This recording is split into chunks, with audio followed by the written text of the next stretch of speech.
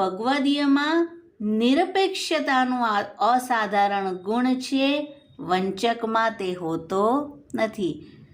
બીજું કહે છે વંચક વગર બોલાવે આવે અને સાથે લાગી જાય છે, અને ભગવદીયને તો ઘણી વિનંતી કર્યા પછી તેઓ કૃપા કરે છે. મેજર ડિફરન્સીસ બતાવી રહ્યા છે અહીંયા શ્રી હરિરાયજી. ત્રીજું કહે છે વંચક દ્રવ્યને જાણીને તેના સ્વાર્થથી મોહ પામી તેમાં આસક્ત થાય છે, જ્યારે ભગવદીયો સામાન્ય જીવ તરફ પણ કોઈ પણ પ્રકારના સ્વાર્થ વિના પ્રસન્ન થાય છે.